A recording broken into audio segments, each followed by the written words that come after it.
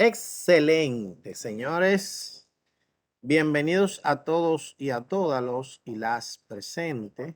Eh, Siempre puntual, la mayoría y presente. Así que nada, bienvenidos a todos y a todas. Los que, como indiqué, siempre están aquí activos. El día de hoy, pues nosotros le vamos a dar continuidad a nuestro proceso. Mientras que antes de iniciar, eh, pregunto, qué bueno, y espero que hayan obtenido buenos resultados, obviamente, para entonces nosotros pues darle continuidad. Vamos el día de hoy a trabajar con varios capítulos porque son capítulos sencillos, capítulos cortos, siempre, obviamente, eh, abocándonos al aprendizaje. Recuerden que imagino que ahora muchos se dieron cuenta cuál es la temática de la plataforma de Cisco y evidentemente para tomar el examen, para prepararse y ya tomar el examen, deben haber leído los capítulos correspondientes, deben haber recibido las explicaciones, que es lo que nosotros estamos haciendo por esta vía, y de igual manera deben haber trabajado mucho. Bien, eso es importante. Deme un segundito, disculpen. Vamos el día de hoy a darle continuidad eh, desde el capítulo 4, siempre considerando que ni muy rápido ni muy lento. Vamos a ir avanzando y a medida que nosotros pues finalicemos un capítulo, pues le damos continuidad al siguiente hasta que lleguemos a los capítulos o a los temas que necesitan un gran, digamos que, apoyo, una gran dedicación de tiempo. Mientras que estos capítulos son mucho más sencillos, espero que lo hayan leído y que hayan hecho esa parte del trabajo, porque datan información relacionada con la capa física del modelo de referencia OSI. Recordemos que el modelo de referencia OSI tiene 7 capas y la primera capa, la capa 1 de abajo hacia arriba, es la capa física y que este módulo está asociado a los conceptos de Ethernet. Y los conceptos de Ethernet a su vez están asociados a pues todo lo que tiene que ver con los elementos físicos, eléctricos y electrónicos, los estándares y los dispositivos físicos que intervienen en el proceso de la red, pero que no toman decisiones. ¿Ok? Nosotros vamos a hablar del propósito de esa capa del modelo de referencia nuevamente, porque recordemos que en la diapositiva del capítulo 0 nosotros abundamos en muchos temas asociados a diferentes capítulos de la currícula. Las características de la capa física. Vamos nuevamente a repasar lo que es la parte del cableado de cobre, okay, de fibra óptica y de los medios inalámbricos. Así que sin más, pues continuamos. Recuerden que cualquier inquietud o pregunta pueden intervenir de manera inmediata. No me dejen avanzar si tiene duda. La capa física del modelo OSI, primera capa, la capa donde intervienen todos los elementos físicos en la red. O sea, para que un dispositivo, algo pertenezca a la capa física, no solo debe ser físico, sino que debe ser físico que intervenga en el proceso de la comunicación en la red. Por ejemplo, un cable, tanto eléctrico como de datos, pero una bocina no lo es. Un conector RJ45, algo físico que no toma ningún tipo de decisión y podría no verse importante, sin embargo, ese es de la capa 1 del modelo OSI, pero el teclado no lo es. ¿Por qué? Bueno, porque el teclado no interviene en el proceso de la comunicación, pero un RJ45 desde la perspectiva de la red cableada, claro que interviene, es uno de los elementos más importantes. Sin él no pudiese comunicarse. Por eso también podemos indicar que los cables eléctricos y de data forman parte de la capa física del modelo óseo. Bien. Aunque nosotros ya hemos visto de manera previa cómo se ve un router, aparte del router o del modem DSL que nosotros tenemos en nuestras casas, este es un SOHO, un Cisco SOHO, Sound Office, Small Office. Es como para pequeñas oficinas y para el hogar. Ahora, este equipo tiene componentes importantes, entre las cuales están las antenas, porque es un equipo inalámbrico, que a esas antenas se le llama radio, radio 1, radio 2. Los radios son las antenas, los enlaces donde se conectan los hosts. De igual manera tiene los puertos cableados y usualmente traen de 4 a 5 puertos, un tanto más, un tanto menos, dependiendo del fabricante y del equipo. Y tiene un puerto para internet, que son un puerto llamado puerto de uplink, que es de donde se recibe la información de la data externa para poder publicarla a los demás puertos y también a los demás radios, o sea, las antenas, para que lo puedan brindar el servicio recibido por ese puerto de manera alámbrica e inalámbrica. Bien.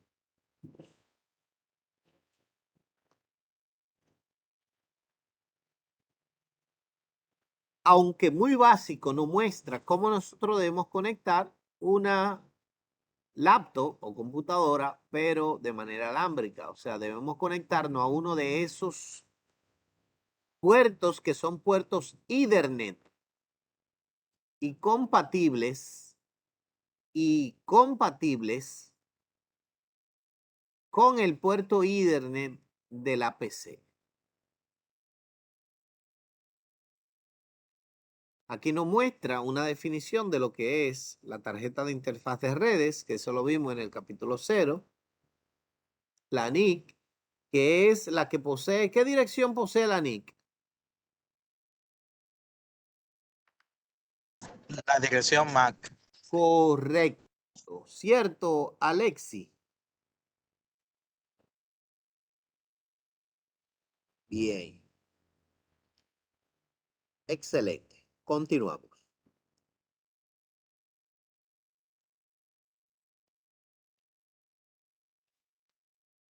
La capa física del modelo de referencia OSI tiene como PDU o unidad de datos de protocolo ¿qué elementos? ¿Qué maneja la capa 1? Ahí es cuando ustedes me dan una respuesta. Adelante. Bit.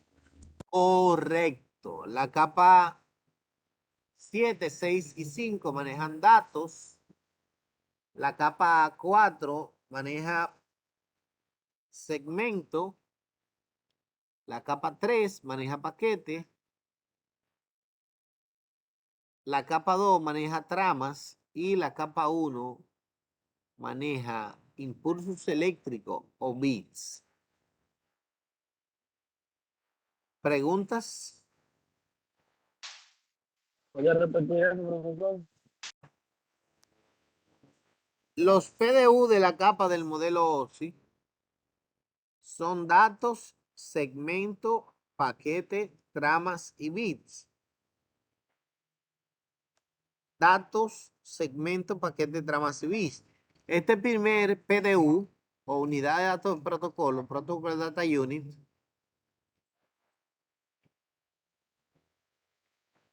es lo que maneja cada capa. Y en la capa 7, 6, 5 se manejan datos.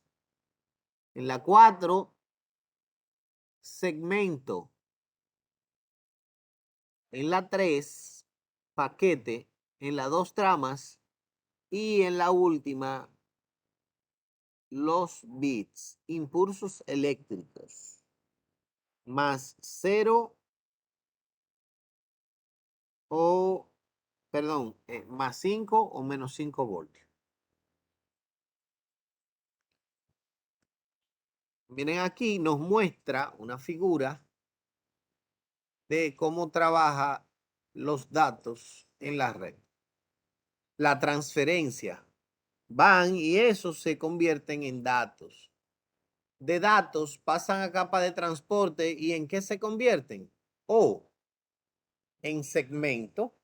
¿Qué es segmentar? Es agregar un campo de capa 4 llamado segmento, obviamente de red, y a esa información que fue enviada,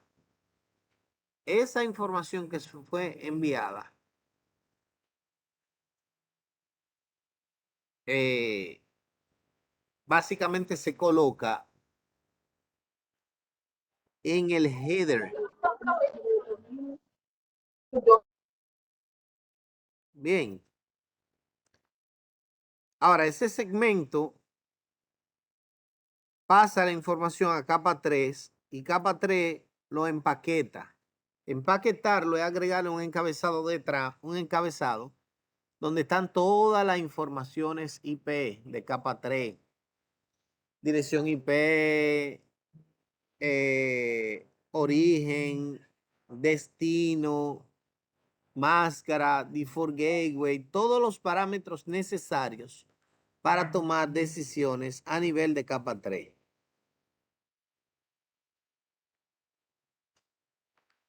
Adelante, Rainer. Entonces, la capa 4, usted indicó que es la capa de transporte, ¿cierto? Correcto.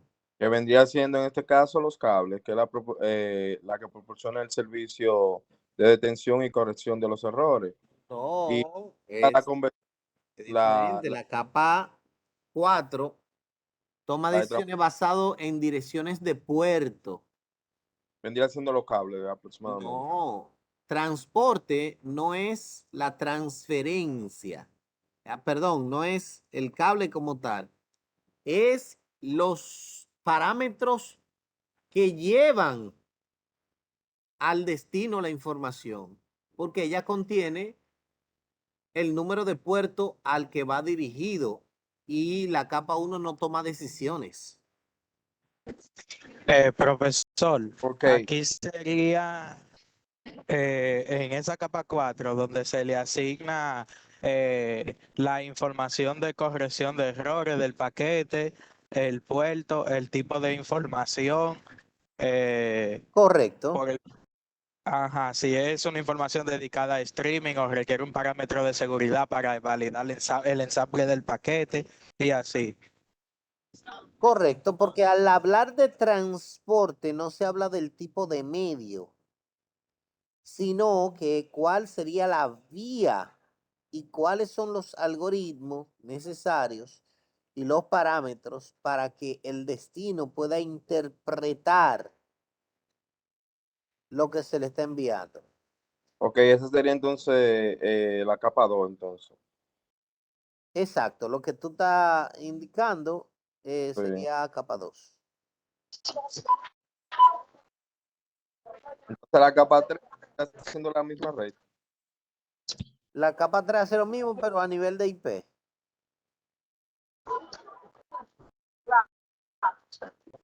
¿Estamos claros ahí? Sí. Bien. Hay un micrófono abierto ahí, que hay una pequeña bulla. Ayúdame ahí. Ok, excelente. Bien. Por ejemplo, le daré un ejemplo de lo que sería la capa de transporte para que tengamos. Melvin, ayúdame ahí, Melvin. Ok, arigato gozaimasu. Bien. Por ejemplo, anteriormente, cuando usábamos los monitores Kakone con dos bocinas al lado para que se vea bonito, y iba a sonar el celular, la pantalla se distorsionaba o la bocina comenzaban a sonar antes de que suene el teléfono. Porque en la transferencia de información existe un canal llamado canal D, que es un canal de sincronización. Sí, así es, Rafael. Ese canal llega primero. De hecho, tu teléfono enciende la pantalla antes de sonar, ¿o me equivoco? Profesor, entonces me quiero interrumpa. La BlackBerry antes solía prender una flechita antes de tirar una llamada. La BlackBerry. Correcto, correcto. Y como dije, o sea, tu teléfono, tú te das cuenta si va a sonar, enciende la pantalla si tú estás usando. ¿Por qué? Porque para la transferencia de información usualmente se utiliza la tecnología RDCI o ISDN. Esa tecnología utiliza algo llamado canales, 24 canales, 23 canales de sincronización, voz, data y video, y un canal, perdón, de datos y uno de sincronización. Ese de sincronización es el que trabaja en capa 4, que le dice al destino, óyeme, actívate porque viene información por ahí. O sea, él se conecta extremo a extremo antes de que la información comience a llegar. ¿O acaso cuando usted hace alguna llamada, muchas veces lo manda directo al buzón? ¿Por qué? Porque la capa 4 o el canal D de sincronización de 56 o 64 kbps no establece un enlace extremo a extremo, y como no establece el enlace, él dice, no puede timbrar porque el individuo no está ahí, o sea, o está apagado o algo. Ahora, si tú haces una llamada normal, no estamos hablando de WhatsApp, estamos hablando de una llamada normal y sonó, está encendido. No hay forma de que a ti te suene si está apagado. Bien, ¿por qué? Porque es que se establece un enlace extremo a extremo previo a que lleguen los datos. Adelante, Mr. Hugo Darling. Sí, profesor. En el PK 3.5, donde se analizan las PDU, precisamente yo noté que el cliente enviaba al servidor dos peticiones. Precisamente el primer paquete era de capa 4, la primera conexión de la PDU, pero no enviaba nada, o sea, yo no percibía nada, y luego enviaba otro segundo paquete y ahí era que el servidor respondía. Según lo Exactamente. que usted ha comentado, Por lo que vi en el ejercicio, el primer paquete es para establecer la conexión de capa 4, el control, y luego transferir la información. ¿Sabes cómo tompar en el hombro, loco? Ahí viene el jefe. ¡Pah! Y tú te levantas, te aprietas, te pones derechito y toda la vaina. Rainer, adelante. No, estaba bajando la mano, profesor Lera. Ah, ok, excelente. Perfecto. Perfecto. Obviamente, más adelante nosotros vamos a ultimar detalles relacionados con diferentes tipos de transferencias. Mientras tanto, estamos en el proceso inicial. ¿Ok? Ahí miren los datos. En ese campo de datos, ahí nada más dice TCP. Más adelante vamos a ver que tiene múltiples campos que vamos a estar analizando, pero de manera, tal vez muchos a profundidad, otros superficial. Igual manera en los paquetes. Sin embargo, miren, a diferencia de capa 4 y de capa 3, la capa 2 coloca dos campos. Un inicio y un fin de trama. ¿Por qué? Imaginemos que en un solo mensaje yo llevo la información, es un solo mensaje y está Alexi, Edgar, Héctor, Hugo e Isaac. Son 5, pero ustedes forman una sola entidad, un solo mensaje, un mensaje único. Cuando ustedes son enviados de capa superiores hacia capa 4, ella los segmenta. Dice, no, espérate. Alex es el primer segmento. Edgar es el segundo, Héctor tercero, Hugo cuarto e Isaac el quinto. Bien. Lo segmentó. A capa 3, él no le pasa todo de un solo fuetazo. Él se lo va pasando uno a uno.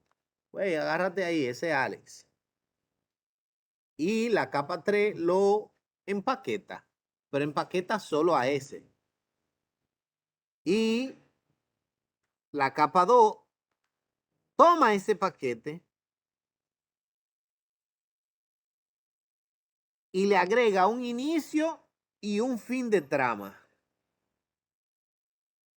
O sea, él le dice, mira, Alex va del número 1, o sea, él es la primera trama y va del 1 al 100. Su inicio de trama es 1, su fin de trama es 100. Por lo tanto, Edgar tendrá un inicio de trama número 101 y su fin de trama 200, por ejemplo. Héctor va a tener un inicio de trama 201 y fin de trama 500, porque las tramas no siempre tienen el mismo tamaño. Por lo tanto, Hugo va a tener un inicio de trama 501 y sucesivamente. Eso es lo que hace que la capa 4 en el destino pueda reorganizar la información exactamente como fue enviada. ¿Por qué? Porque hay un inicio y un fin de trama. Dice dónde inicia uno y dónde comienza el otro. Si yo voy del 1 al 200, obviamente el siguiente tiene que ser el 201. Bien, a ese proceso se le llama proceso de encapsulación. Adelante, señorita Wendy Corazones. Tiene la mano levantada, no sé si desea decir algo. Sí, yo tengo una pregunta, profesor. Entonces, cuando yo mando un correo, lo mando a diferentes personas, entonces esa capa, la capa 4, eso es lo que hace que lo envía uno a uno. Eso es correcto. Esa carta puede ser dividida en cientos, en decenas, cientos o miles de pedazos digitales. E incluso esa información podría no haberse ido por el mismo lado, sino tomado diferente camino, pero al llegar, él dice, ay, espérate, nada más me llegó una mitad del paquete, tengo que esperar que llegue la siguiente para poder entregarlo completo.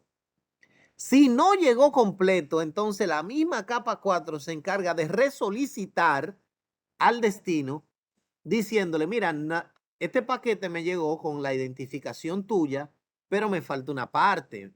Llegó el 1, el 2, el 3 y el 7, 8, 9 y 10 me faltó una parte. Entonces, la capa 4 se encarga de hacer el proceso de transferencia.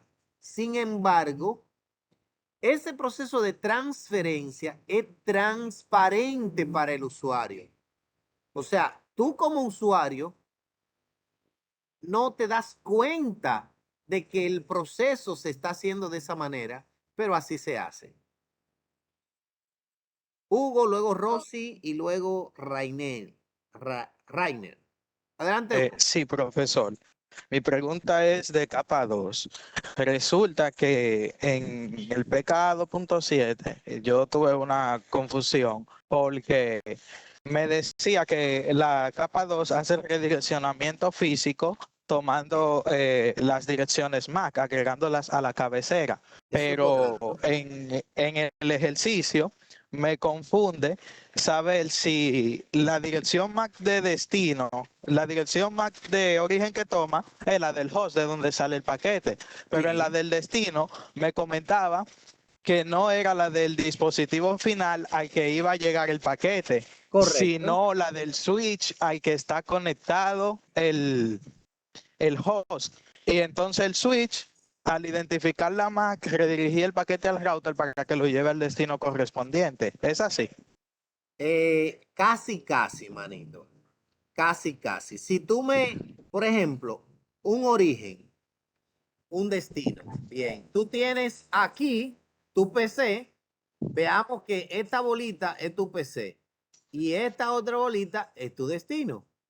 Aquí hay un triángulo que es el switch, por ejemplo, que están conectados obviamente cada uno a la PC. Aquí hay un cuadrado que es el router, que el router está conectado, o el switch más bien está conectado al router. Y aquí está la nube, que es el internet. Bien, que está conectado evidentemente al router.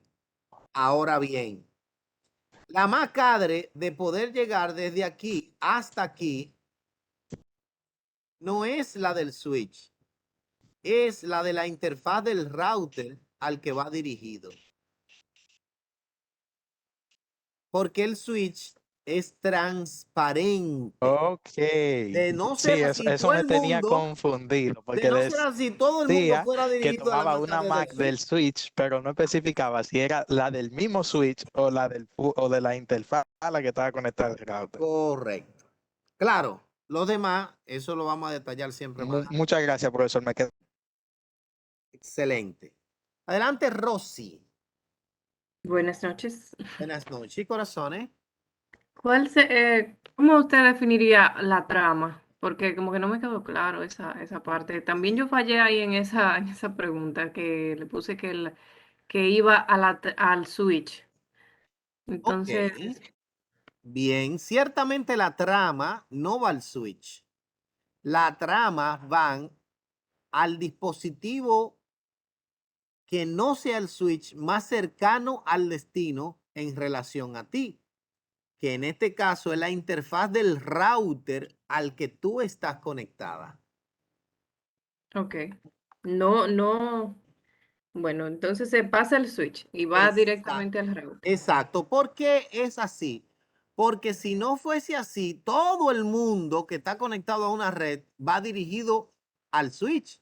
El switch, su macadre es transparente porque él conoce a todo el mundo y él solo es un dispositivo para, digamos, intermediario entre el origen y el destino.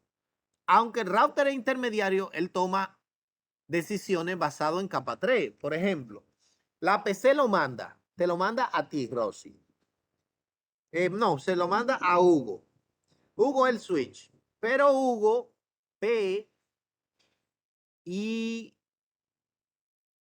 ve que la dirección destino número 1 o es desconocida. Si es desconocida, los switch cuando reciben una información desconocida, hacen un broadcast. Le llega a todo el mundo y todo el mundo incluye al router. Y el router, al llegarle una información, él abre la información y va y no verifica la capa 2 porque es de capa 3. Y al verificar dice, ah, pero espérate, hay una dirección IP aquí, por eso es que él no tomó la decisión. Es que la decisión está fuera de su rango. Entonces él recibe por su MAC-adre, pero abre el paquete, abre la trama y verifica la dirección IP destino. Y al ver que esa MAC-adre no está porque tiene un IP que está fuera de la red, entonces él dice, ah, pero espérate, me voy a la tabla de enrutamiento, verifico si conozco ese destino y ya de ahí para allá se da todo a nivel de capa 3. Ok. Bien. Rainer. Primero, profesor, aclarando lo de los saltos que estaba diciendo, que estaba comentando el compañero. ¿Sí? Usted puso un ejemplo sobre esos mismos saltos, si se dieron cuenta, nosotros no contábamos los switches, sino directamente al router al cual está conectado. Y en cuanto, profesor, a lo que usted estaba comentando de la capa 4, yo tengo una pequeña duda, porque usted indicó que la capa 4 es la que determina quién se lo va a enviar, pero yo tenía entendido que la capa 3 era la que determina la ruta y la dirección lógica de a quién se lo iba a enviar.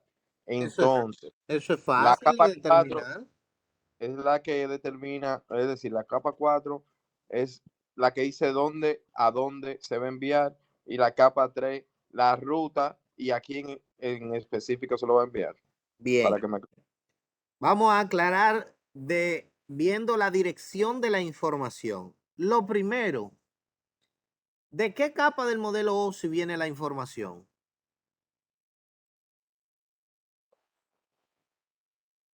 Aló. Una pregunta para todos. De las 7 a las 5. Correcto, viene de la capa 7. Por lo tanto, la primera capa que interviene en el proceso es la capa 4. La capa 4 le pone el número de puerto. Si el número de puerto, si hay una página web, por ejemplo,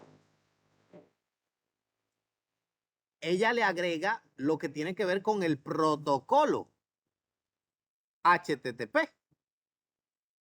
Pero eso no es suficiente como para llegar a un destino. En este ejemplo, Google, por ejemplo. Cuando yo genero google.com, yo le digo desde mi aplicación, mira, yo voy dirigido al puerto 80, que es el de HTTP. Y el puerto origen lo genero de manera automática desde mi PC. Ahora, esa información de capa 4 debe conocerla la capa 3. Bien. Y como yo puse google.com, ya por defecto viene una dirección IP. ¿Ok? Y por ende, ya la capa 3 toma no toma en cuenta lo que dijo la capa 4, sino que toma en cuenta la dirección IP a la que va dirigida. O sea, que las decisiones las toman todas, cada uno en su renglón. Bien, ¿por qué? Porque cuando llega a capa 2, ya la capa 3 hizo la dirección IP destino, la origen y todo el proceso. Pero cuando se le entrega a la capa 2 no entiende nada que tiene que ver con puerto ni con IP. Él dice, no, no, no. Yo tomo mis decisiones basado en MAC. Déjame ver. Si el campo tiene la dirección MAC, tomo eso en cuenta y lo envío a ese destino. Pero si no, yo pongo un broadcast, por ejemplo. Porque tú puedes ir dirigido a google.com y google.com no tiene una MAC-adre. Entonces, a nivel de capa 2, yo le mando al switch una información, origen yo y mi destino incierto. Para que cuando llegue al switch, el switch le envíe un broadcast, o sea, un mensaje dirigido a todo el mundo, que ese todo el mundo incluye el router.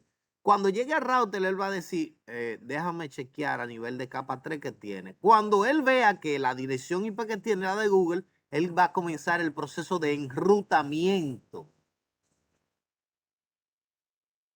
¿Entienden la idea? Hola. Sí, profesor, se entiende. Excelente. Otra cosa, profesor. Dale, dale. Con el Wireshark, yo vi que Con el el Wireshark. paquete, con el Wireshark, yo vi que el paquete de Google y de Yahoo me estaban dando una dirección MAC. Sí, lo que pasa es que existe una dirección del puerto donde sale del router hacia el otro. Pero las decisiones son a nivel de capa 3, aunque haya una MAC incluida. Sí. Otra cosa, profesor. Entonces, para estar seguros, los switch, cada interfaz del switch tiene una MAC diferente. Cada interfaz del switch tiene una MAC lógica diferente, pero el switch en sí tiene una sola dirección MAC. Ok. Bien, ahora, el switch hace un proceso llamado proceso de conmutación y él conoce la MAC. La MAC que posee de cada puerto es la MAC de la PC que esté conectada.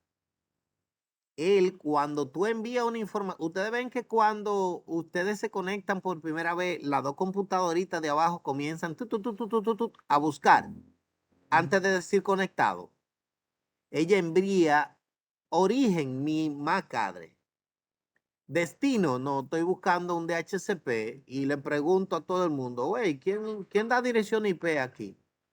Cuando yo hago esa pregunta, al primero que yo llego al switch, porque yo estoy conectado al switch, ok, y el switch dice, espérate, déjame apuntar que en el puerto número 2 está la MAC address que está como origen. La destino, como tú lo que enviaste fue un broadcast, él no pone la dirección destino. Y aunque tú especifiques la destino, él no alimenta la tabla de conmutación de la dirección destino, sino de la dirección origen. Él agrega e identifica que cada puerto, perdón, a donde están conectados cada uno de los dispositivos. ¿Por qué? Porque cuando tú solicitas algo, él chequea, esta MAC address, no la tengo, está en el puerto 5 y esta, es del puerto 6. Por eso tú envías un pin de un origen a otro y primero pierde un paquete, pero después del segundo pin ya no pierde nada. ¿Por qué? Porque ya el switch sabe dónde tú estás.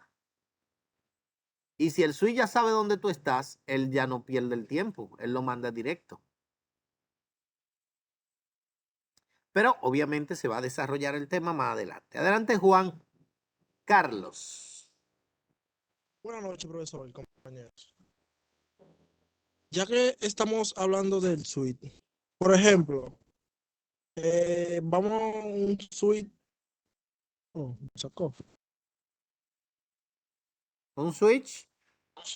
Un suite de capa 2. Sí. Sabemos que vamos a habilitar un ejemplo del puerto 1 al 10. Vamos a darle la VLAN 30, Ok. del 1 al 10. Entonces, Estás hablando de VLAN, ¿cierto? sí. Entonces, del 10 al 20, vamos a dar una VLAN 20 más o menos. La computadora que yo tengo, la VLAN 10, no se pueden comunicar de ninguna manera con las otras en un suite de capa 2. Si no es con un router ni con la varita de Harry Potter la comunica. Sí, pero si es un suite de capa 3, ahí sí. Sí, porque un switch de capa 3 tiene la función de enrutamiento y la función de enrutamiento tú haces que el mismo switch funcione como un router. O sea que la función que hace que se comuniquen no es la del switch, es la del router. Por lo tanto, no importa de qué capa sea, VLAN, una VLAN con otra no se comunican si no hay un router de por medio. Si no hay un router. Sí, claro, que en este caso un switch capa 3 tiene las funciones de router. Sí, porque yo ahorita hice una prueba, hice un switch de capa 3 y le asigné VLAN a diferentes puertos y se comunicaba y no le conecté el router. Ok. Aunque el tema de VLAN, el capítulo 4, 5 y 6 de CCNA2, te respondí, pero es de CCNA2. ¿Capichi? Oh, sí, no, Ok. me estoy dando el tiempo, cualquier cosa. No, no, tranquilo ahí, yo estoy respondiendo. Bien, continuamos, señores. Pero yo, para que los demás estén claros en que ese no era una pregunta de este módulo, sino del módulo siguiente.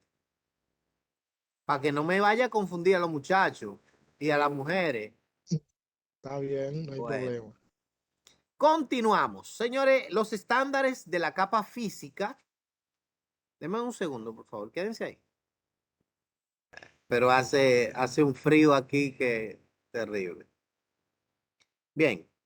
Los Mejor frío que calor, Cristian. ¿Eh? Siempre, siempre mejor frío que calor. Claro, manito, nunca calor, siempre frío.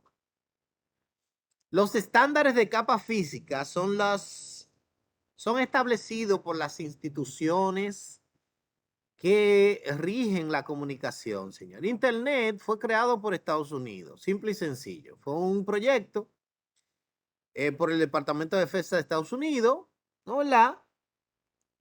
El DoD, de hecho, fue un proyecto militar que buscaban comunicación sin necesidad de que la comunicación esté centralizada, pensando en un ataque nuclear.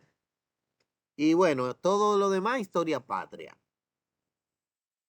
Muchos de los registros, muchas de las instituciones que se encargan de los estándares, por ejemplo, la ISO, que se encarga de estandarizaciones internacionales, la TIA y la EIA, que son las instituciones que se encargan de los estándares de cableado, los estándares de colores de cableado estructurado.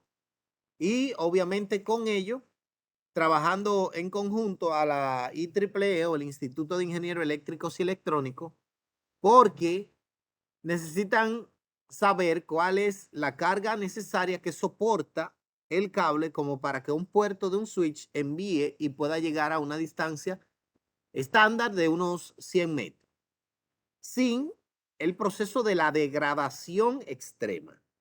Está la ITU, la ANSI, la FCC, la ETSI.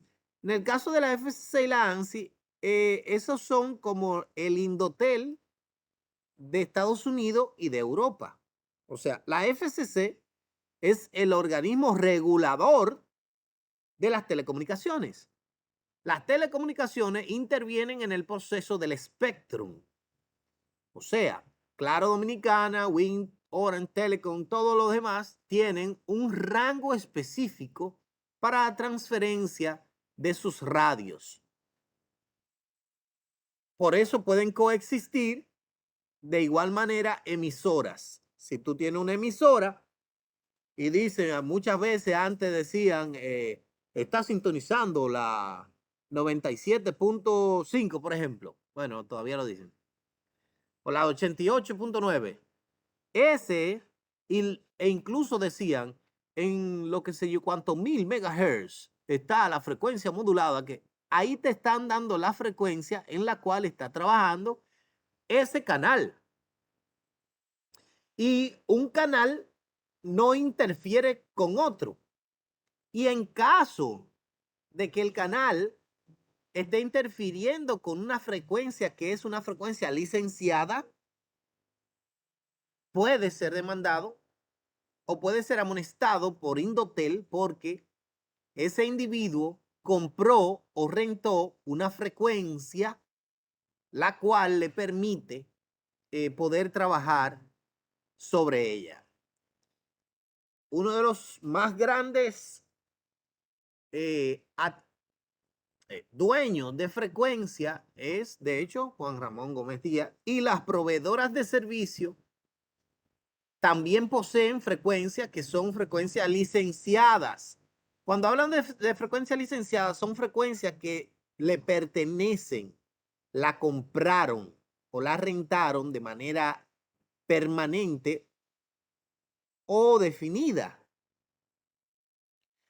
Hay frecuencias que son frecuencias no licenciadas, eso está más adelante, pero ya estamos hablando del proceso, que son, por ejemplo, la 2,4 y 5 GHz. Ahora, la 2,4 y 5 GHz, esa frecuencia tiene diferentes canales. Tiene 11, realmente 16 canales. Por lo tanto, tú en diferentes canales puedes trabajar en la misma frecuencia. Cuando se habla de frecuencia no licenciada, son las frecuencias que tú puedes utilizar, por ejemplo, para tú usar un walkie-talkie, tú no tienes que pagar impuestos. Para utilizar un 2 metros o un radio de eso, un juguete inalámbrico que utiliza una frecuencia de 2,4 GHz, tú no pagas impuestos. En ninguna parte del mundo las frecuencias no licenciadas se pagan impuestos, salvo que en República Dominicana, en el 2000, nuestro presidente electo en ese momento indicó que si la frecuencia se estaba utilizando con la intención de mercadeo para uso comercial, entonces sí tenía que pagar un impuesto y hasta la fecha así lo hace. Por eso, los taxistas utilizaban la frecuencia 2,4 y 5 GHz porque no tenían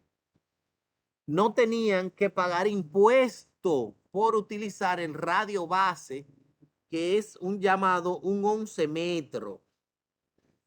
¿Ok?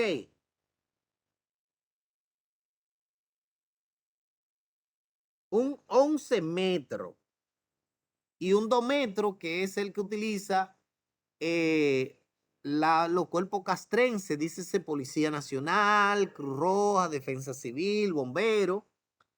Frecuencia que usualmente la utilizan ellos, pero ellos utilizan diferentes canales con la intención de que si tú tienes uno y configura el equipo dentro del canal de la Cruz Roja o de la policía, puedes estar en la frecuencia y escuchar todo. ¿Por qué? La frecuencia que utilizan los cuerpos castrenses y demás son frecuencias no licenciadas, además son half duplex, o sea, solo una persona en el país completo puede hablar a la vez y todos los demás que están en el mismo canal lo escuchan. Por eso usualmente dichos cuerpos, hablo de los cuerpos castrenses, Cruz Roja, por ejemplo, se dirigen a una central. Adelante J2, adelante central J2, por ejemplo. Entonces la central le dice, adelante J2. Dice, me permite comunicar con S22, que es, por ejemplo, el director de socorro de la estación 22. Entonces la central procede a ser mediador. Adelante S22 central. Entonces S22 le dice, adelante central, S22. J2 quiere comunicarse con usted, adelante. Entonces él le dice, adelante J2. O sea, que es una comunicación de manera tal. Tiene que haber un individuo que regule la comunicación en una comunicación que es half duplex.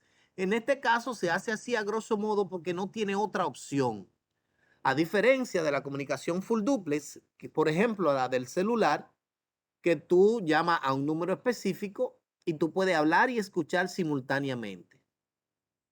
Las frecuencias que generan, que regulan Indotel, la FCC y la EXI dentro de las no licenciadas son half duplex, por lo tanto solo puede hablar uno a la vez y si habla no escucha y si escucha no habla. Por eso cuando presionan el botón de al lado, lo que se le llama plaquear, cuando tú plaqueas un radio 11 metros, se abre el canal y el país entero solo escucha a esa persona. ¿Preguntas? Lean, señores, eso fue anoche en Google que yo lo vi. Bárbaro. Continuamos. El profesor técnico. Yo creía que usted era taxista, era profesor. Ah, tú sabes que uno hace Uber cuando no está dando clase. No, imagínate, a CV en una ranch, eso está bobo, manito, porque eso no es negocio. Usted tiene su cuarto, profesor. Yo nunca lo he negado, tampoco lo confirmo, pero si tú lo dices, que Dios te escuche, hijo.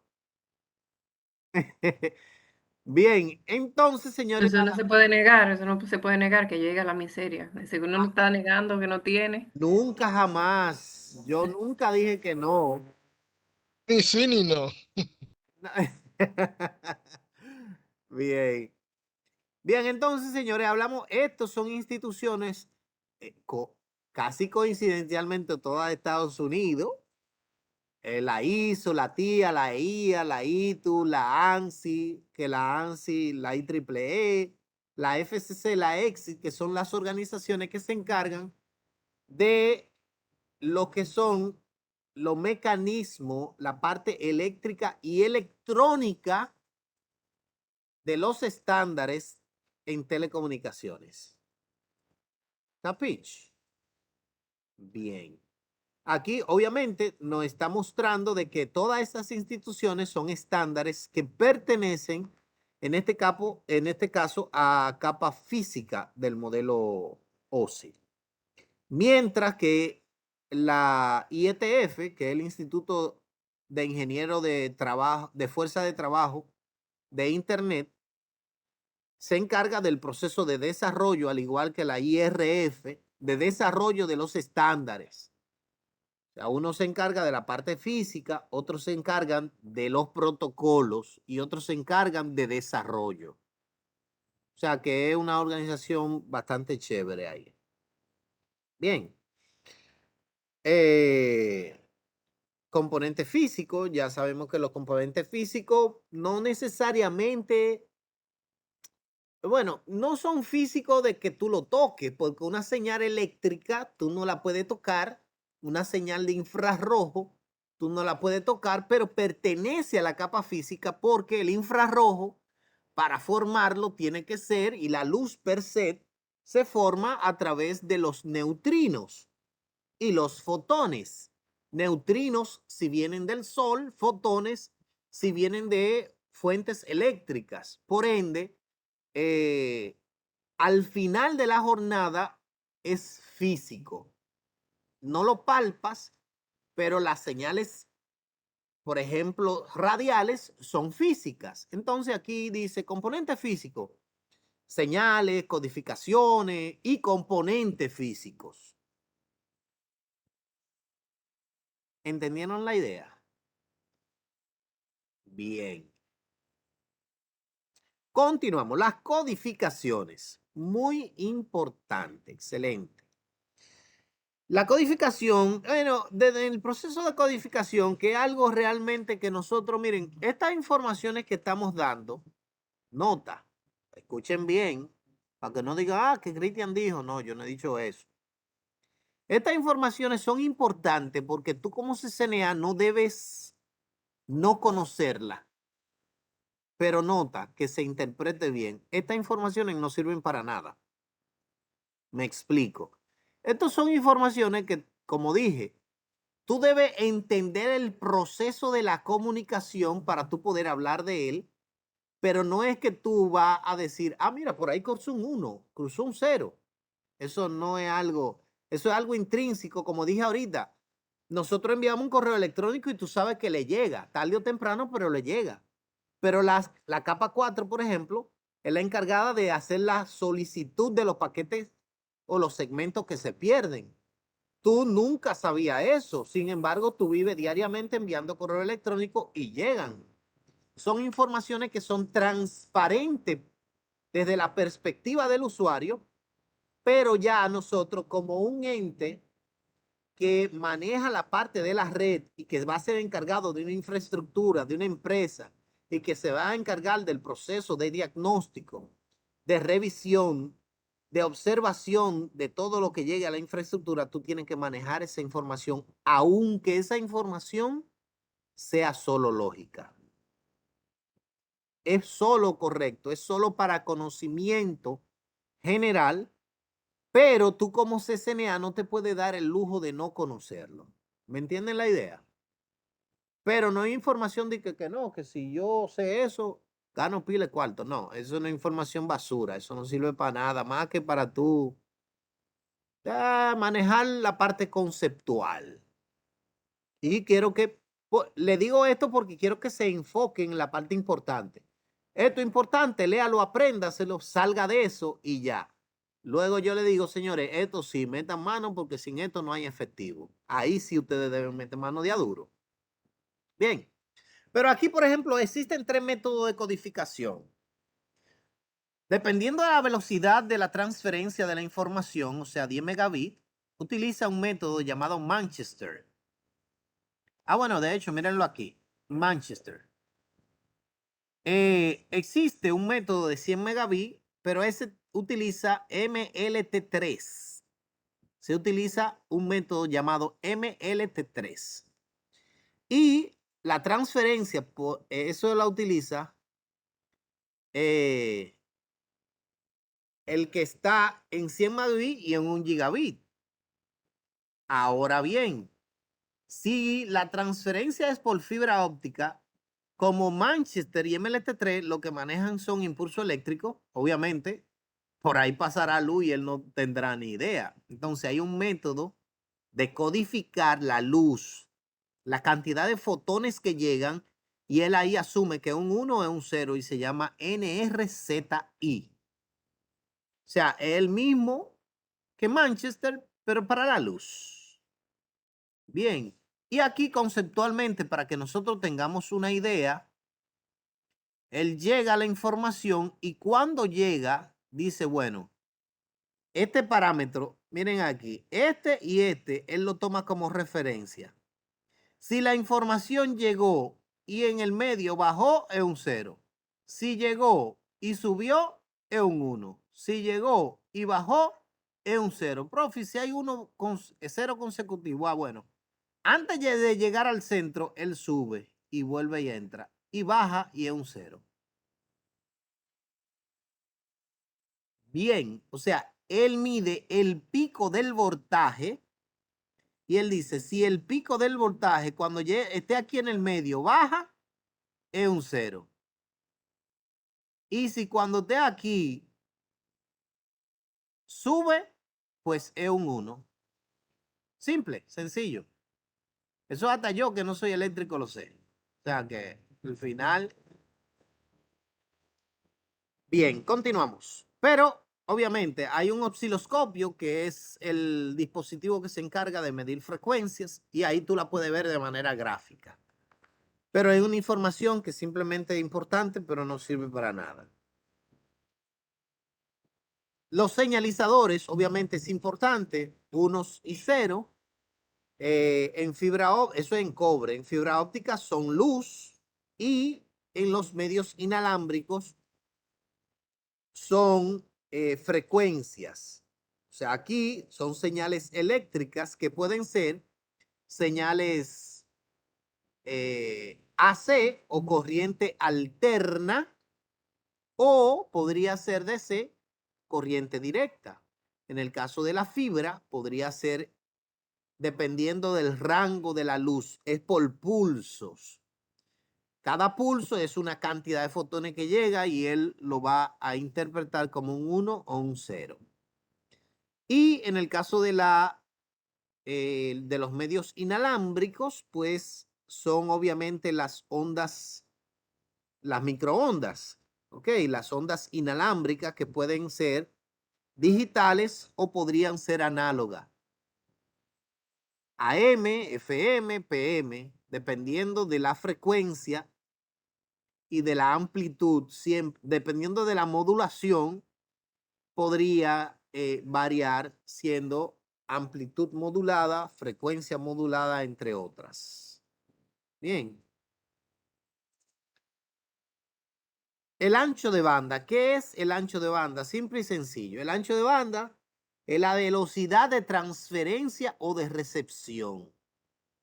El ancho de banda siempre se mide en bit por segundo. Por eso que usted ve que usted puede tener 1 kilobit por segundo, 1 gigabit por segundo, 1 megabit por segundo.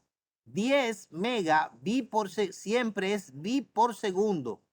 Un iota, bit por segundo. Un tera, bit por segundo. Siempre es bit por segundo porque la transferencia de información se mide, la unidad básica es el bit por segundo. ¿Preguntas? O sea que si tú tienes un mega, ¿en qué tiempo tú transfieres un megabyte por segundo? No, espérate, es que para tú transferir un megabyte por segundo, debe tener una velocidad de 10 de 1 mega. Tú dices, no, pero espérate, es que jamás en la vida tú vas a transferir un megabyte. Porque megabyte es la unidad de almacenamiento. Megabits, ahí sí, di que yo tengo un megabyte en mi casa ¿cómo así? O 10 megabytes o 20 megabytes. La expresión megabyte es almacenamiento. Megabits es transferencia. Adelante, Mr. Hugo. Se usa, profesor, pero sobre segundo, porque obviamente cuenta en megabits por segundo y todo lo que se transfirió en ese segundo puede arrojar un equivalente en megabyte. Por eso No, pero o sea, eso en la unidad de medida aparece como equivale megabyte en sobre segundo y no megabit por segundo. almacenamiento. Sí, pero Ciertamente, pero es incorrecto. Porque Se está el refiriendo a la término, la anotación. transferencia, o sea, tú sí puedes transferir en qué cantidad de bit por segundo, o sea, qué tiempo en bit por segundo te toma transferir un megabyte, ahí sí. Pero no hay una transferencia en megabyte. Él se está refiriendo, Cristian, No, porque eso se usa en almacenamiento. a la notación científica. Él se me imagino que refería cuando él ve en el explorador que en vez de decirte bits, te dice M bits, que eso fue lo que él hizo referencia. No sé si Bueno, estoy... eso No, porque megabits por segundo y megabytes sobre segundo aparece un slash y una S con MB mayúscula, o sea, un bit son 8 bytes, usando la nomenclatura byte, yo he visto esas unidades de medida. De hecho, si tú pones el medidor de speed test, te pregunta si tú lo quieres medir en megabits por segundo o en megabytes sobre segundo. sí, es lo Tiene como los mismo. dos operadores, pero hace exacto, lo que digo es que hace el equivalente. Es un equivalente, una expresión diferente, pero medida en megabytes. Pero es para que se pueda entender. Pero la unidad de medida de transferencia es bit por segundo. ¿Entiende la idea? Claro. Bien. Continuamos. Súper sencillo, señores. Hasta yo me sé eso. O sea que eso no es de que tan difícil. La tecnología y el ancho de banda. La tecnología, el ancho de banda no es gratuito, señores.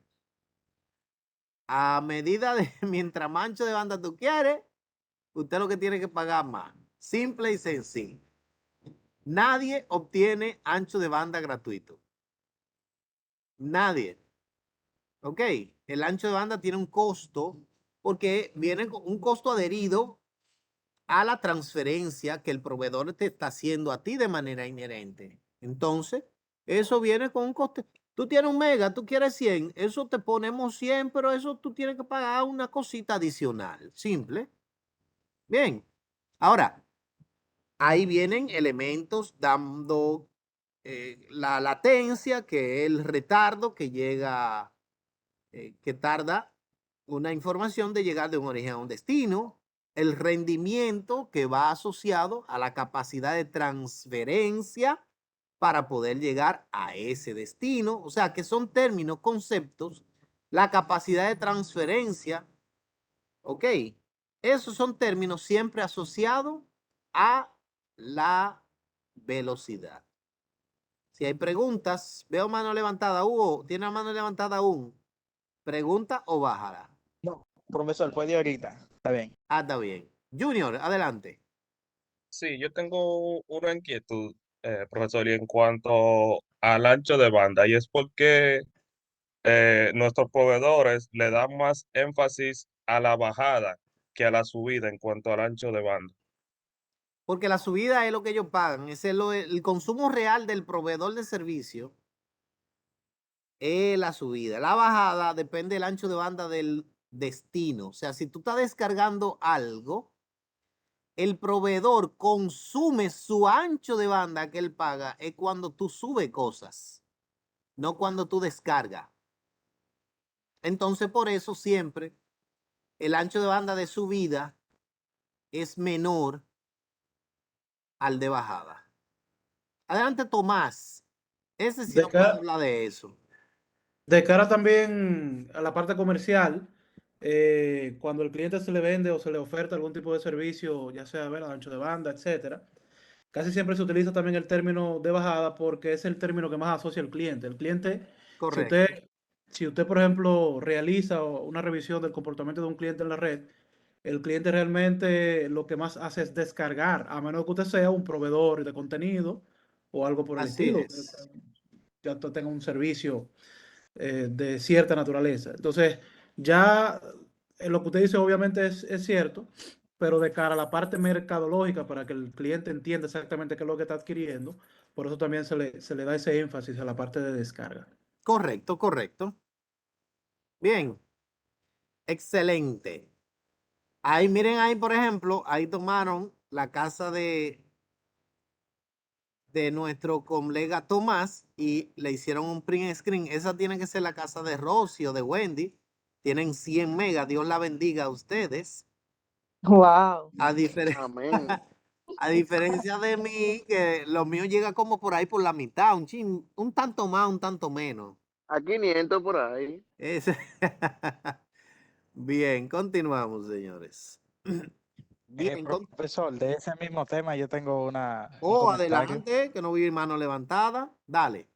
Sí, se puede considerar estafa si el proveedor muestra un anuncio con los megabytes escritos en mayúsculas y no, o sea, con los megabits, pero escrito en mayúsculas, porque yo tengo entendido que la nomenclatura dice que megabit debe de escribirse con la B minúscula y no mayúscula, pero antes se veían los anuncios de Claro con la B mayúscula. Eso tiene varias implicaciones. Primero, podría considerarse un error, que obviamente lo es. Podría considerarse tal vez no una estafa, sino una mala. eh, es muy difícil de que tú probar que es Que es intencional. que es intencional, o sea, que algo engañoso, porque nosotros aquí, desde la perspectiva del escrutinio, podemos considerar eso, pero muchos de nosotros que estamos aquí presentes ni siquiera sabíamos eso. ¿Me entiendes? Pero Sí. una publicidad engañosa es muy difícil de probar cuando podría ser un simple error. O sea que no podría decirte sí o no a tu pregunta realmente. Sí, y profesor, en otros países se utiliza el internet simétrico, que lo mismo de bajada es de subida. Correcto. Eso, Aquí también, aquí en pero paga un poquito más.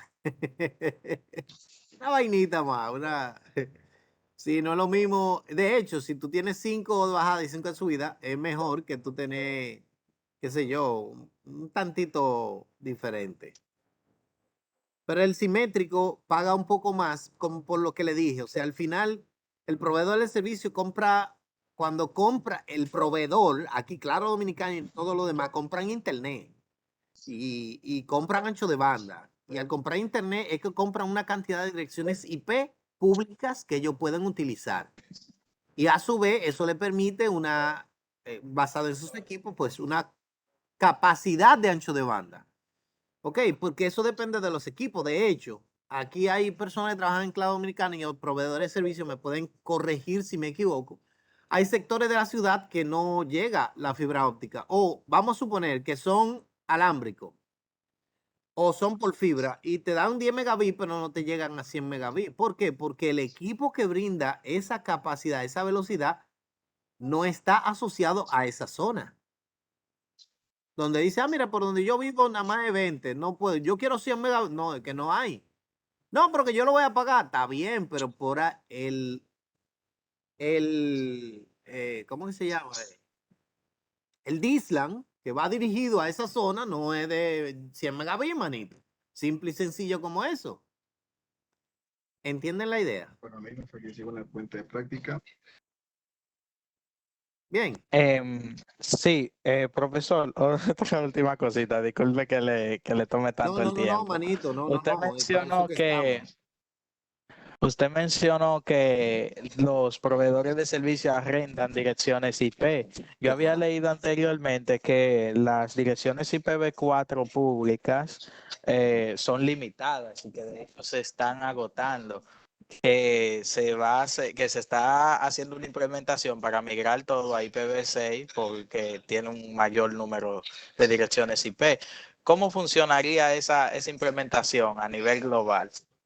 Bien, existen dos organismos que se encargan de lo que es el esquema de direccionamiento IPv4 y también IPv6, pero no solamente IPv4 y IPv6, se encargan de lo que son los números de puertos, los DNS de Internet público, que tienen que ver con la IANA y la ICANN. La IANA, dirigida por ICANN o están trabajando en conjunto, son las instituciones que trabajan directamente con algo llamado RIR, o sea, la RIR.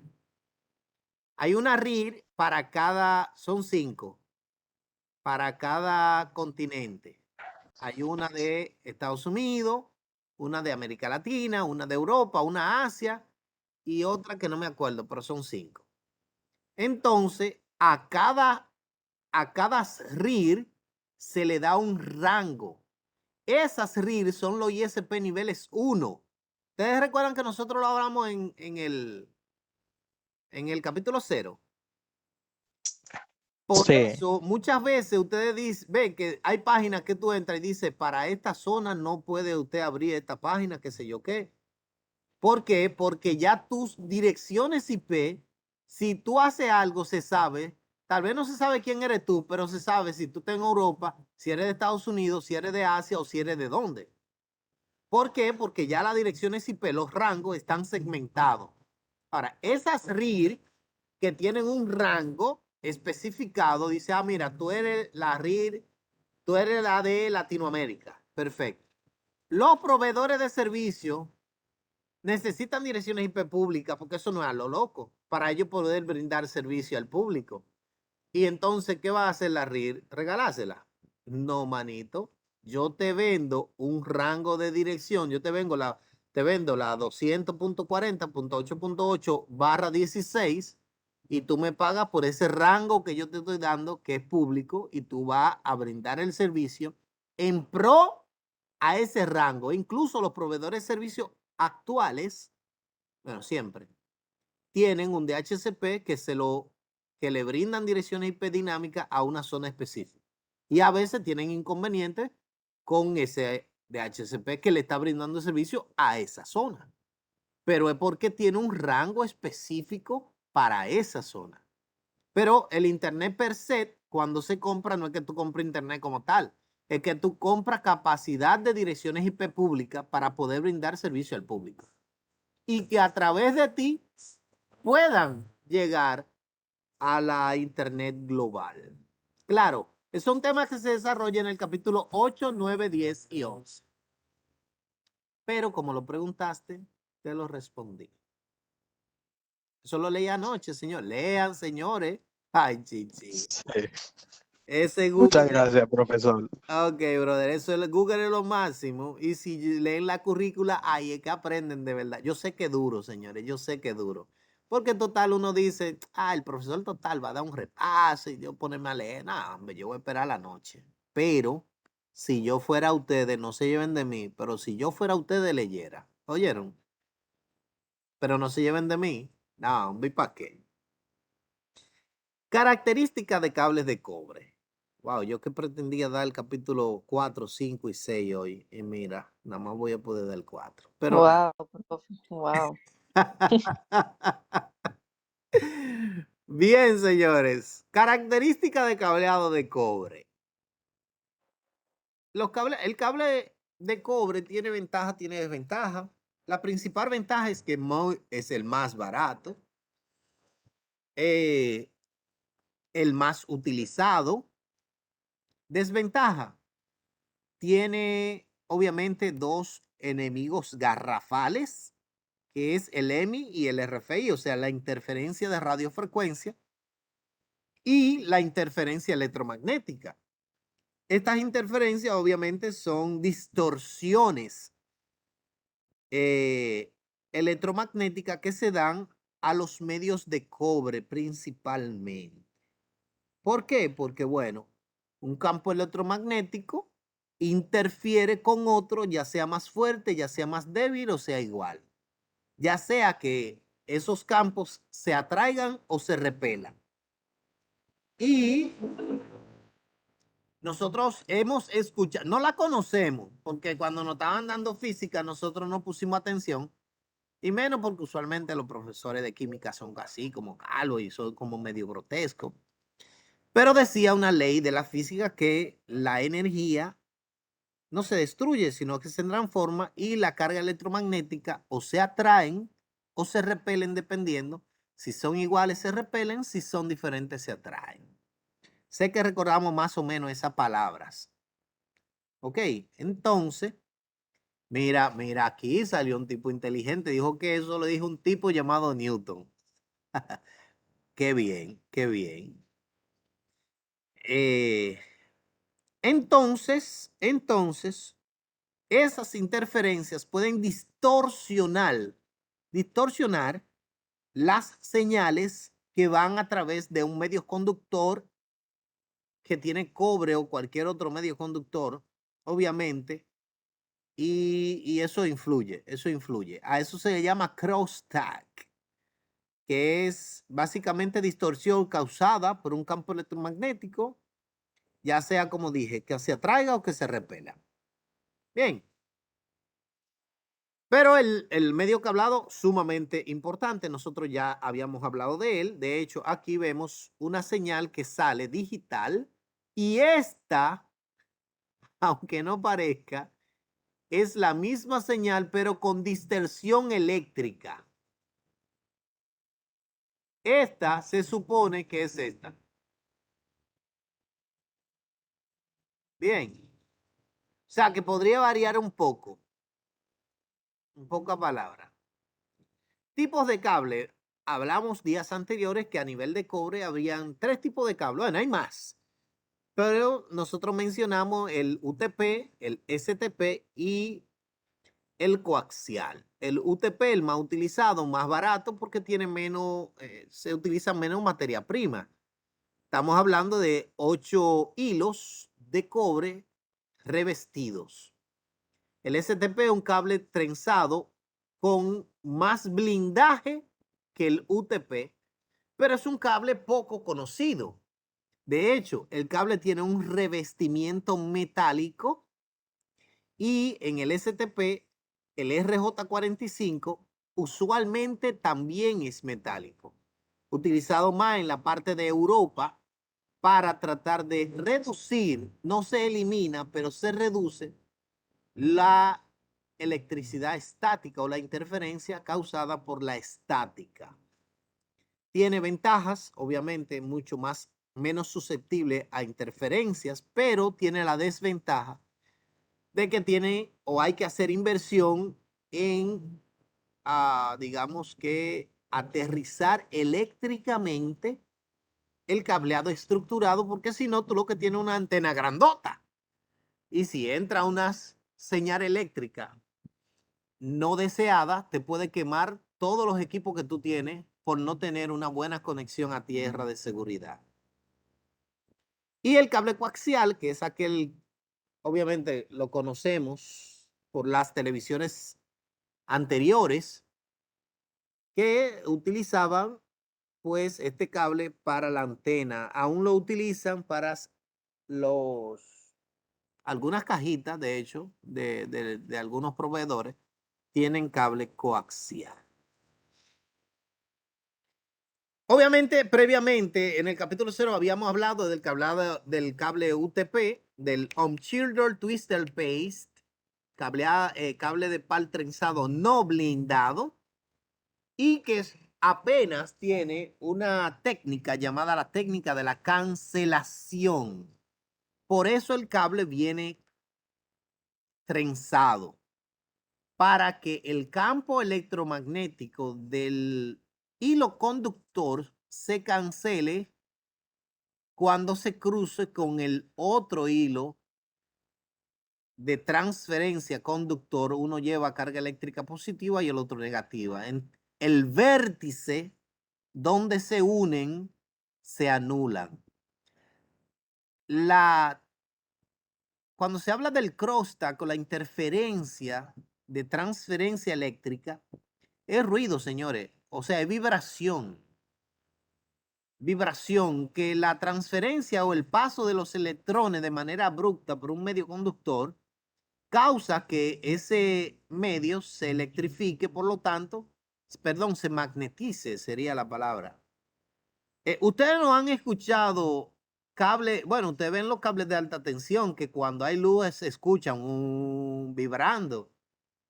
Y es porque por ahí están pasando electrones y ese cruce abrupto causa fricción, y la fricción obviamente causa esa vibración, que es a lo que se le llama ruido. Usualmente llamado ruido blanco de Galo. Un tipo ahí llamado Galo que dijo: el ruido no se puede eliminar, usted lo puede reducir. Y ciertamente lo reduce, pero no lo elimina, porque el hecho de que pasen electrones por ahí,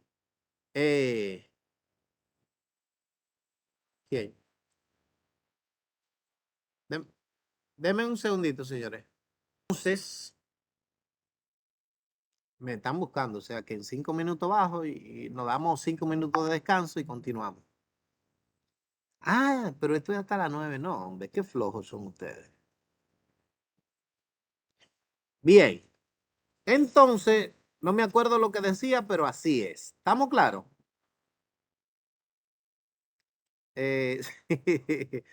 Bien, el cable trenzado blindado es lo mismo, lo único que tiene mayor recubrimiento, obviamente, tiene un cover que usualmente reviste a los cobertores de cada uno de los hilos, que a su vez están revestidos, o sea, a eso que se llama cable de par trenzado más blindado que el UTP. Y el coaxial, que obviamente es el cable utilizado por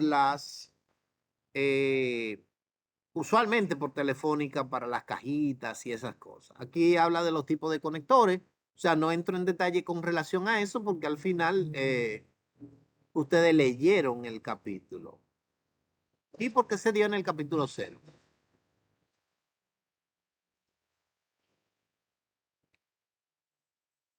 Confirmen, señores, estamos grabando. Si yo digo algo que no es así, niéguenlo de una vez, defiéndanse como fiera si tienen razón. Bien. Los estándares de colores, recuerden que el estándar de colores son las... Disculpen, señores. Hello. Continuamos entonces. Los conectores estándar, categoría. Bueno, reitero, de esos elementos que no detallo es porque son cosas que están ahí que nada más hay que leerla. O sea, como que no viene nada a profundidad. El RJ45, sumamente importante. Esta cositita, ok, porque sin esa no existiera la posibilidad de nosotros conectarnos a nivel de cableado. Cuando hablamos de nivel de cableado, nos referimos a cobre. Cuando es fibra, pues uno habla de fibra. Bien. Y obviamente existe un estándar de cableado estructurado. También se lo envié en las 10 páginas del inicio. hablamos del TIA 568A y del TIA 568B. Aunque esto sí es importante, aunque la mayoría de personas conocen el estándar B y no el A, realmente ambos son lo mismo. El estándar B fue el segundo, el estándar A fue el primer estándar. Al ser el segundo estándar, o sea, al ser,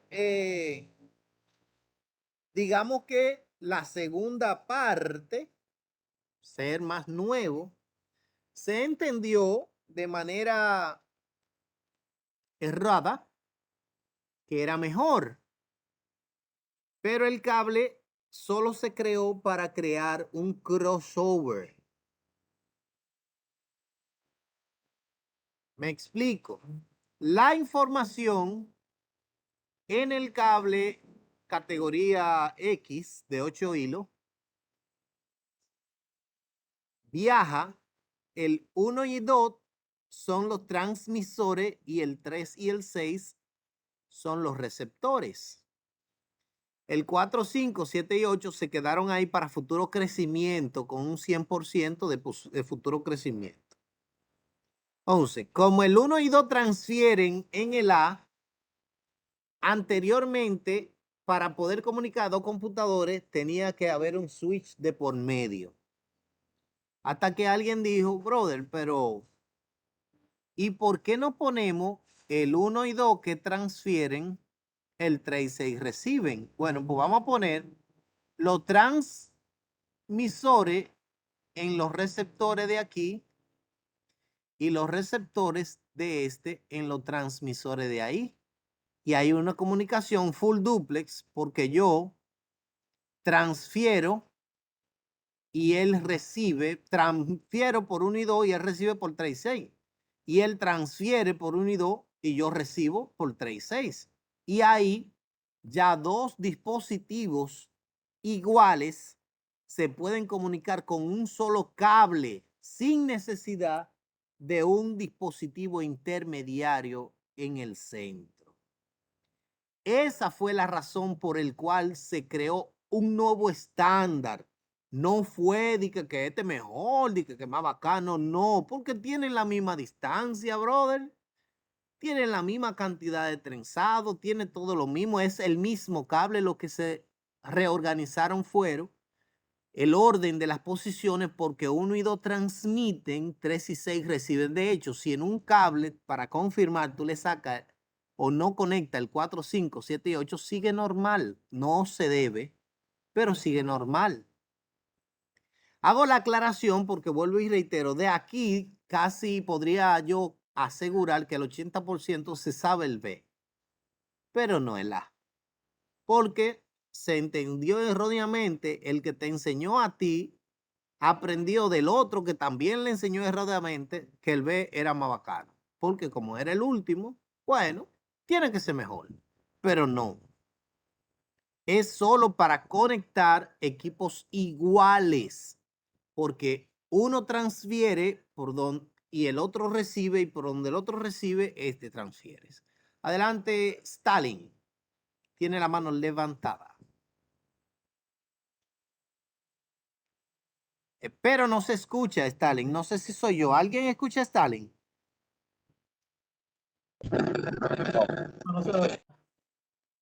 Se escucha feo. Se escuchó un poco robótico y dejó de escucharse, Stalin. Si quiere, escribe y leemos. Jenny dice que se escucha más o menos. Matemáticamente más o menos da menos, ¿no? ¿Verdad? Bien. Ok. Bien. Stalin, escribe en el grupo, no te quedes con la duda, que estamos para eso.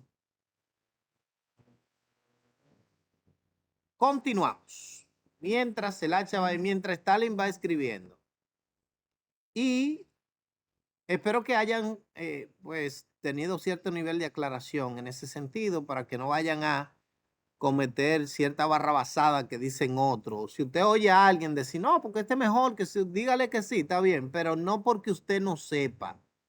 Dígale que sí porque usted no quiere discutir, pero no porque usted entiende que es verdad, que tiene razón, de que es más bacano el B que el A, qué sé yo, que por razones raras que uno siempre se inventa para tener la razón. Bien. Entonces, el cable directo, si de un lado es A y del otro lado también es A, es un cable directo para conectar equipos diferentes. Si un lado es B y el otro es B, es para conectar equipos diferentes porque se llama straight through o cable directo. Ok, ya Stalin, nuestro querido Stalin escribió, dice aquí. Vamos a ver. Yo trabajo en eso y según me dijeron a mí, la conexión del B se usa más en América y el A se utiliza en Europa. No, es un error que no lo cometió el que te enseñó, sino el que le enseñó a él. Ok, o sea, realmente no hay el estándar, no es de Europa o de América.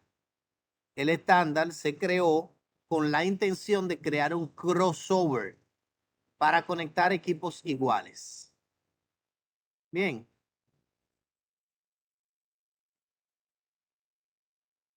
Excelente. Bueno, aquí hay práctica, obviamente eso es para colocar el cableado. Miren, fibra óptica es un mundo, podría decir así a grosso modo que fibra óptica pues trabaja con monomodo y multimodo. Hay diferentes tipos que son esos dos. Los modos son los haces de luz que se transfieren a través del hilo conductor. Ciertamente dicen que un hilo conductor de fibra óptica mide no más de 10 micrones. Eso es algo extremadamente pequeño. De hecho, un cabello nuestro mide mucho más de 10 micrones. O sea que una unidad de medida muy milimétrica. Ok. Monomodo tiene un solo modo y multimodo muchos modos, siendo los modos los haces de luz. Obviamente, multimodo transfiere más ancho de banda porque si la información viaja por luz y tú tienes más luz que lleva, pues tú vas a tener más información, más ancho de banda que yo. Sin embargo, el ancho de banda y la distancia son inversamente proporcionales. Si tú, mientras más lejos tú llegues, tú debes tener menos haces de luz. De hecho, ¿qué llega más lejos? ¿Un láser o un foco? Una pregunta. Láser. Láser. Exactamente, porque está más centrada la luz y así mismo sucede en fibra óptica. En fibra óptica, claro, la velocidad y el ancho de banda va a depender del equipo que emite la señal de luz. Porque hay señales de luz que son más potentes que otras o más centradas. ¿Ok? Excelente. La fibra óptica tiene muchos usos. Fibra óptica para fin empresarial, fibra óptica hasta tu hogar, es un anuncio de una empresa. Utilizado obviamente para larga distancia y que tenemos incluso cables submarinos que son en fibra. Bien revestido, bien resguardado, bien todo, pero bueno, al final es un cable de fibra óptica igual que cualquiera, pero más caro. Adelante, Hugo. Profesor, en términos de capacidad, ¿la fibra óptica lleva alguna ventaja sobre el cableado UTP? Oh, manito, como 1000 años de ventaja, brother. ¿Qué pasa? ¿Y ese gancho? No, porque yo había visto que que la velocidad de transferencia y la capacidad en mega no variaba. Oh, Entonces brother, ahí claro que está mi sí. pregunta. Claro, vamos a dejar a Tomás. Yo te respondería, pero Tomás es más diestro. Adelante, Tomás. No, tampoco se pase, Cristian. Yo dije más diestro, es que yo soy zurdo. Ok. Sabemos que no, pero está bien. La diferencia realmente, los que comenzaron a utilizarlo se basaron en los principios físicos, que obviamente la luz en ciertos medios puede viajar más rápido que las señales, como tienen menos masa, y eso le permite tener una tasa de transferencia en órdenes de magnitud. O sea, tú en una fibra, dependiendo si es monomodo o multimodo, tú fácilmente puedes transferir medio país. O sea, En a poco través ya de, tiempo.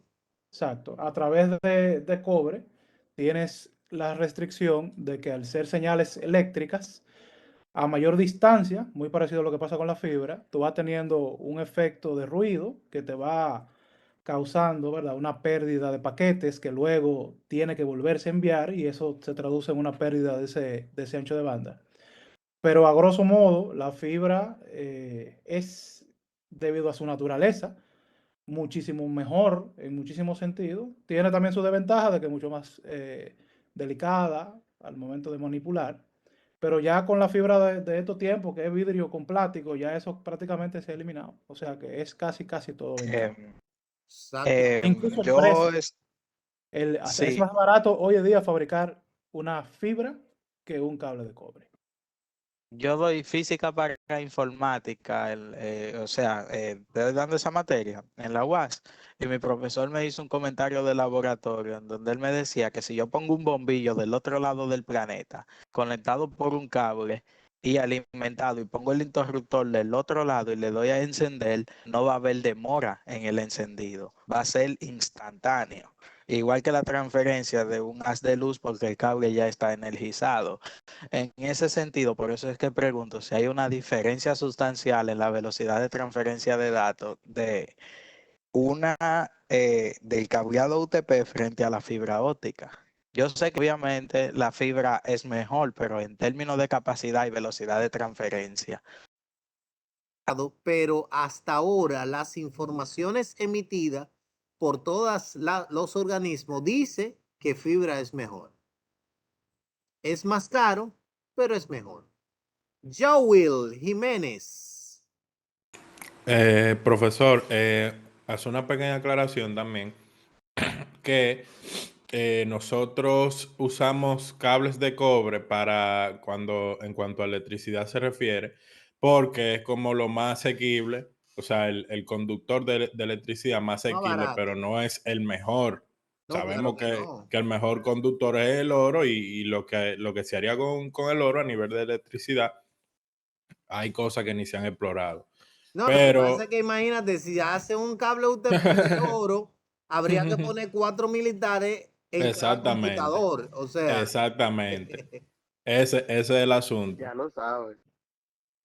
claro, considerando que el único superconductor realmente es el medio que receptor mejor. O sea, el mismo medio receptor, cuando se coloca en el cero absoluto, se convierte en superconductor. Bueno, cosa eléctrica, cosa de Google, olvídese. Sí, sí. Adelante Ezequiel y luego Hugo. Que es como decía el compañero, yo hice un curso de electricidad residencial y industrial y controles, pero cuando estaba en el básico del residencial, el maestro mío me dijo que en los mejores medios de la corriente pasar efectivamente es el oro y la plata, pero eso no lo utiliza un de este o de sur, porque imagínense, como usted dijo ahí, hay que poner Oh, pero vayan acá, batallón manito. de militares. Sí, una flota. Adelante, Eliezer. Casi estamos terminando, así que no se me desesperen. Oye, en 5 minutos más y terminamos. 6 minutos para ser específica. Eliezer, adelante. No, fui yo que hablé, profesor, ahora mismo. Perdón, que vi la mano aún levantada. Bien, señores. Todas las informaciones son súper importantes, señores. Lo que tenemos es que meter mano, lean, por favor. Yo sé que es difícil. Yo sé que es duro, señor. Yo sé que no les gusta, pero hagan el esfuerzo, lean. Bien, todo eso yo lo leí anoche. Así que uno leyendo un día bien, uno aprende pila. Las propiedades de los medios inalámbricos. Bueno, eso está ahí estructurado. Ya hablé de los medios inalámbricos, de la parte que es licenciada, no licenciada. Lo único que sí no mencioné, sí se mencionó, pero en el capítulo 0, hoy reitero que existen diferentes estándares inalámbricos, entre ellos la cual está estándares conocidos como Wi-Fi, dentro del estándar IEEE 802.11, Bluetooth, WiMAX y Zigbee. Pues de nuevo, más asociado a lo que es el Internet de las cosas, con normas usualmente dirigidas a las industrias. Internet no tan rápido, por ejemplo, para un hotel, esas bandas magnéticas requieren muchas veces un tipo de conexión inalámbrica y que cuando tú te vayas acercando o whatever, la puerta pues te pueda reconocer. Y eso no es necesariamente Wi-Fi, sino Civics o Civics. Obviamente conocemos a este individuo como un router inalámbrico. En este caso, hablando de un Meraki, que es Cisco. Y bueno, el router inalámbrico que todo el mundo tenemos en las casas. Ciertamente no es muy parecido, pero el mismo concepto. Adelante, Hugo. Por último, bueno, realmente esto es lo último. Es un comentario. Yo investigué ahora mismo en internet Ajá. y no sé si mi fuente está correcta también, pero veo que dice que en las condiciones adecuadas, en una distancia de 120 metros, un pulso eléctrico puede cuadruplicar la velocidad de la luz. Es una prueba de laboratorio obviamente excesiva y tiene que ser en un ambiente súper controlado, pero 4 veces la velocidad es una diferencia sustancial. Por eso fue que hice el comentario. Además, según viendo la comparación de la fibra. Einstein. Entonces, digo yo, no estoy hablando de mí, estoy hablando de Einstein, mi amigo Einstein, que fue el que se equivocó. En verdad yo estoy leyendo una fuente de internet que quizá no te Mira, correcta. yo hasta voy a parar la Perceptible para nosotros, pero mi objetivo era identificar si vale la pena reemplazar un cableado a esa distancia por fibra que por UTP. O sea, quería ver si ¿cuándo reemplazarlo? Si tú tienes un campo electromagnético, por ejemplo, si tú estás al lado de una central eléctrica, obviamente si yo vivo al lado de un EDE, de una de esas centrales que usualmente están en los barrios, igual en los barrios nuestros, un proveedor podría brindarme el servicio, pero por fibra óptica. ¿Me entiendes? Porque la fibra no se ve afectada ni por la interferencia electromagnética ni de radiofrecuencia. O sea que el cable que me va a brindar el servicio podría incluso cruzar por el medio de tal interferencia. Ahí sí, eso tiene esas ventajas. Pero de ventajas así, verlo como transferencia tampoco, porque al final el cobre jamás se va a igualar a la transferencia de un simple monomodo. Porque por un modo tú puedes enviar un OC192. Busca ahí mismo en donde tú buscaste eso, que es un OC192. O sea, eso estamos hablando de cientos de gigas de transferencia. Y eso se puede dar en una fibra monomodo más fina que un cabello. Sí, yo veo aquí que una fibra puede transferir hasta 10 gigabytes por segundo frente a un UTP que no va a pasar de gigabit, frente a un UTP que no va a pasar de 100 megabits. Sí, es que físicamente el cable físicamente no soporta como dije, los electrones pasan. Cuando pasan causa fricción, la fricción energía y se representa en calor. El calor que representa la transferencia de gigabit, un UTP no lo soporta, simple como eso. Visto desde la perspectiva de la física. Bien. Señores, hasta aquí el capítulo 4. Ok. Voy a pasar la lista. El que quiera hacer preguntas, me espera. Yo me quedo con ellos, respondo su pregunta, pero para que los demás no me sacrifiquen, le debía como 17 minutos de una, 10 de otra. Ahora le debo 11. Yo solo pago un día de esto, ¿oyeron? Cristian, recuerde lo de la práctica. Me dijo que le recordara. Ah, sí. Además, déjame colocar. Yo le voy a dar formato a esto, bien. Al capítulo correspondiente al 4 al 7.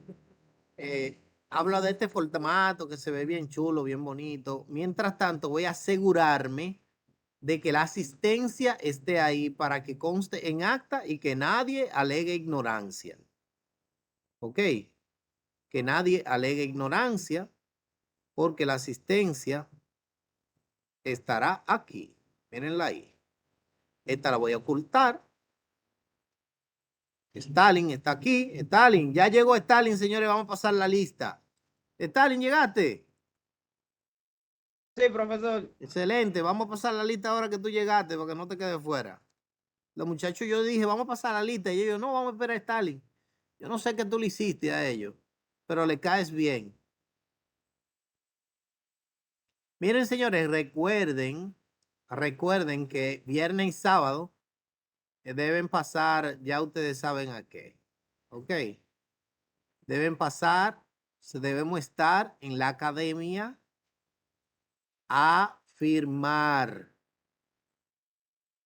A firmar. Es importante, tan importante que no existe forma de pasar sin firmar. Pero bueno, eso son historia patria. Yo me imagino que ustedes eso ya lo sabían, porque yo se lo dije el día de inicio. Por eso damos 2 días, viernes y sábado. Si usted no puede viernes, venga el sábado. Profesor, ¿y quién va a estar ahí?